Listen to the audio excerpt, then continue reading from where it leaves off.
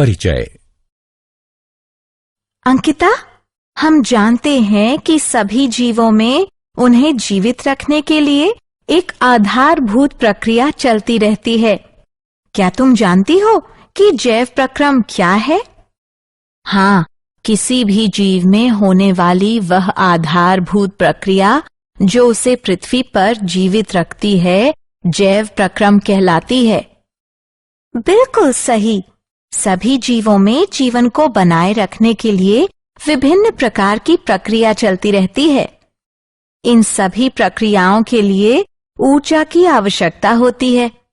जीवों को यह ऊर्जा शरीर के बाहर से भोजन के रूप में मिलती है। तो आओ इस विषय में विस्तार से चर्चा करें। उद्देश्य।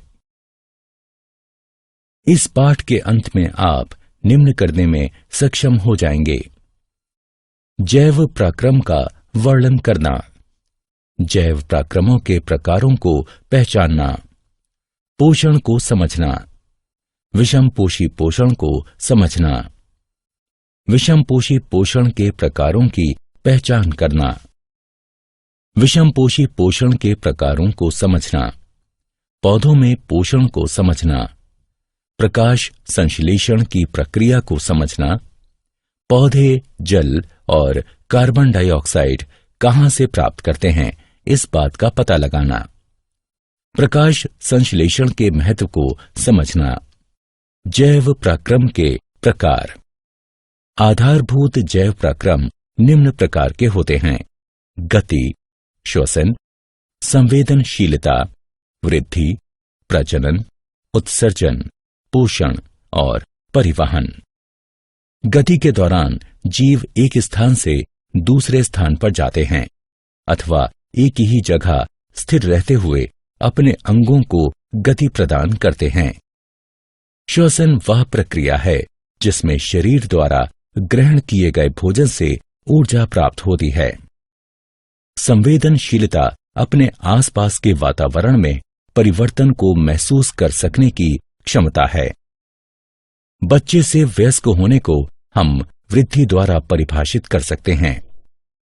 जीव प्रजनन द्वारा अपने ही जैसे और जीव उत्पन्न करते हैं। उत्सर्जन वह प्रक्रिया है जिसमें शरीर में बचे मल को बाहर निकाला जाता है। पोषण वह प्रक्रिया है जिसमें भोजन को ग्रहण करने के बाद में उसे छोटे कणों में तोड़ा जाता है ताकि शरीर उसे अवशोषित कर सके। परिवहन वह प्रक्रिया है जिसमें शरीर के एक भाग में बना पदार्थ शरीर के दूसरे भागों तक पहुंचता है। पोषण। जैसा कि हम चर्चा कर चुके हैं, सभी जीवों में जीवन को बनाए रखने के लिए विभिन्न प्रकार की प्रक्रियाएं चलती रहती हैं। इन सभी प्रक्रियाओं के लिए ऊर्जा की आवश्यकता होती है। जीवों को यह ऊर्जा शरीर के बाहर से भोजन के रूप में मिलती है। भोजन ग्रहण करने और उसको प्रयोग में लाने की प्रक्रिया को पोषण कहते हैं। भोजन एक कार्बनिक पदार्थ है। ग्लूकोज सबसे सरल और स्टार्च सबसे जटिल भोजन है। स्टार्च और ग्लूकोज को सम्मिलित रूप में कार्बोहाइड्रेट कहा जाता है। जब हमें तुरंत ऊर्जा की आवश्यकता हो तो हमें भोजन के रूप में कार्बोहाइड्रेट लेना चाहिए। कार्बोहाइड्रेट के अतिरिक्त भोजन में वसा, प्रोटीन, लवण, विटामिन तथा जल भी होना चाहिए, क्योंकि ये सभी जीवों की सामान्य वृद्धि और विकास के लिए अनिवार्य रूप से आवश्यक हैं। पोषण के साधन। किसी जीव द्वारा भोजन को प्राप्त करना उस जीव के पोषण का साधन होता है। तत्वों और ऊर्जा की सामान्य आवश्यकता सभी को होती है, लेकिन सभी में इसकी पूर्ति अलग अलग तरह से होती है।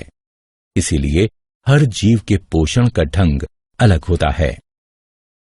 भोजन प्राप्त करने के ढंग के आधार पर जीवों को मुख्यतः दो समूहों में विभाजित किया गया है: स्वपोषी एवं विषमपोषी।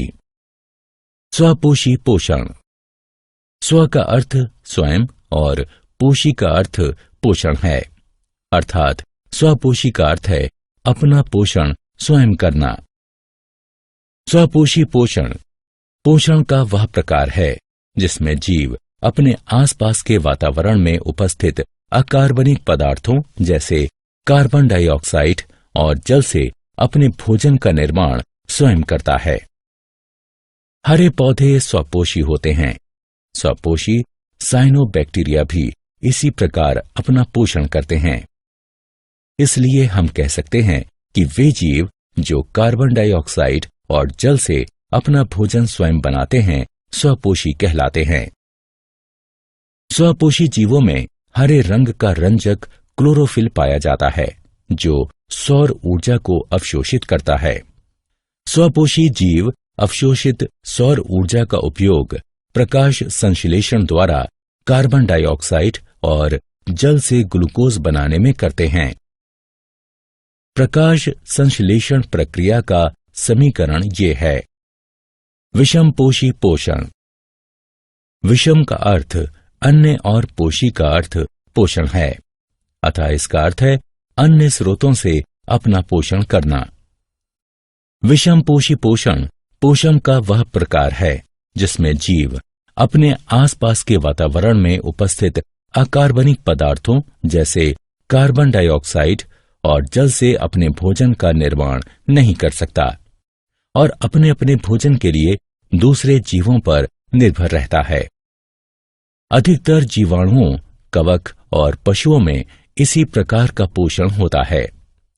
वे जीव जो अकार्बनिक पदार्थों जैसे कार्बन डाइऑक्साइड और जल से अपना भोजन स्वयं नहीं बना सकते तथा भोजन के लिए दूसरे जीवों पर निर्भर रहते हैं, विषमपोषी कहलाते हैं।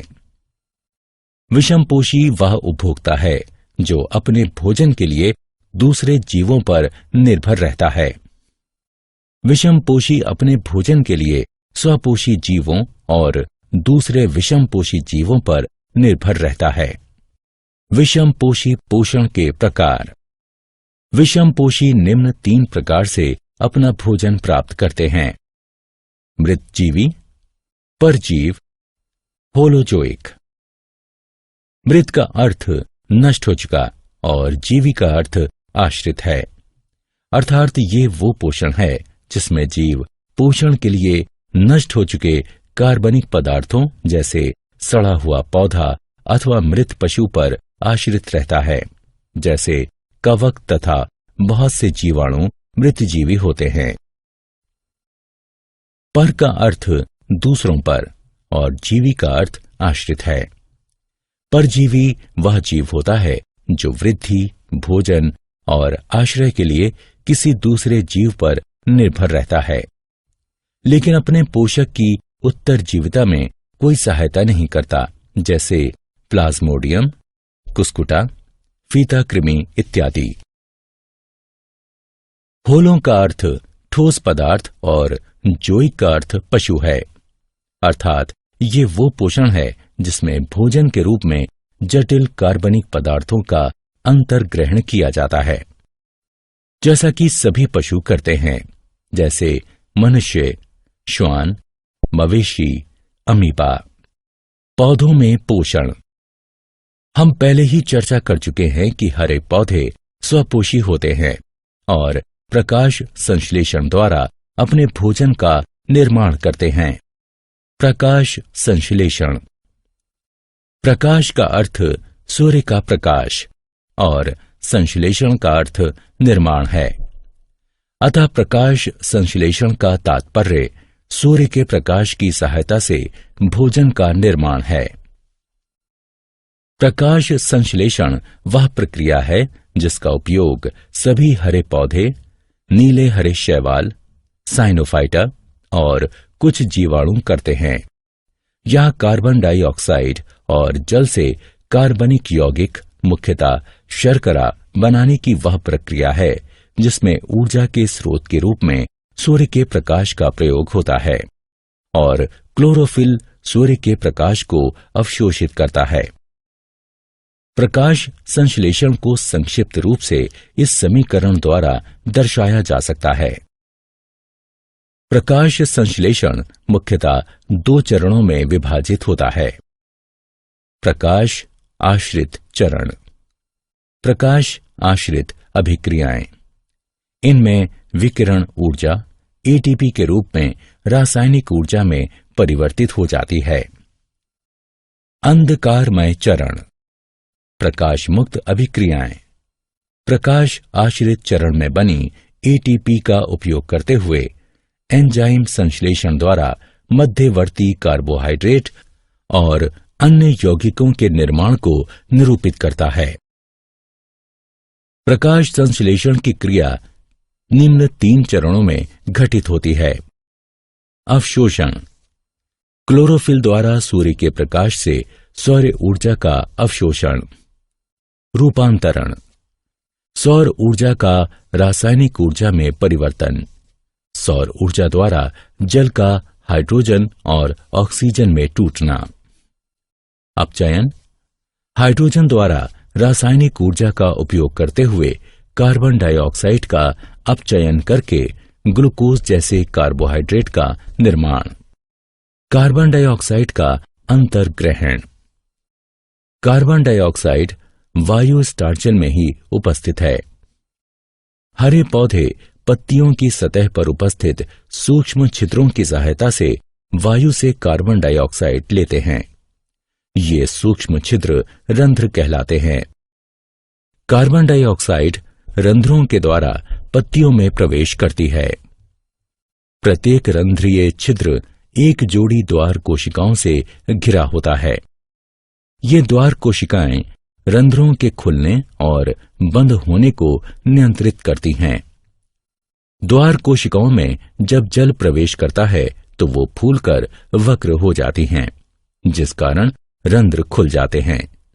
दूसरी ओर जल जब द्वार कोशिकाओं से बाहर निकलता है तो वो सिकुड़कर सीधी हो जाती हैं और रंध्र बंद हो जाते हैं।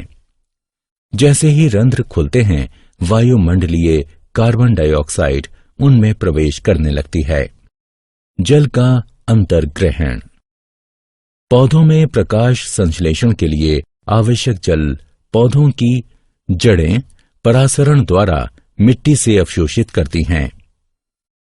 पौधों की जड़ों द्वारा अवशोषित जल जाइलम नलिकाओं द्वारा पत्तियों में उपस्थित प्रकाश संश्लेषीय कोशिकाओं में पहुंचता है, जहां उसका प्रयोग प्रकाश संश्लेषण में होता है। प्रकाश संश्लेषण का महत्व। प्रकाश संश्लेषण कई कारणों से महत्वपूर्ण है, जिनमें से कुछ प्रमुख कारण निम्न हैं। हरे पौधे प्रकाश संश्लेषण की सहायता से कच्चे माल के रूप में मात्र कार्बन डाइऑक्साइड और जल का उपयोग करके भोजन का निर्माण करते हैं, इसलिए ये पृथ्वी पर जीवन बनाए रखते हैं। प्रकाश संश्लेषण की प्रक्रिया में ऑक्सीजन का उत्सर्जन होता है, जो पशुओं और मनुष्यों के लिए आवश्यक है। जीवाणुओं को भी श्वसन के लिए इसकी आवश्यकता पड़ती है। ईंधन के जलने में ऑक्सीजन की आवश्यकता पड़ती है। जीवाश्म ईंधन जैसे कोयला, तेल और प्राकृतिक गैस, ये सभी संरक्षित सौर ऊर्जा हैं, जो करोड़ों वर्ष पहले प्रकाश संश्लेषण द्वारा बनाए गए थे। मूल्यांकन, सही उत्तर को उठाकर उसके संबंधित स्थान पर रखें। क्या आप जानते हैं एटीपी ऊर्जा मुद्रा है। दृश्य वर्ण क्रम से हरे रंग को अवशोषित न कर पाने और उसे परावर्तित करने के कारण पत्तियां हरी दिखाई देती हैं।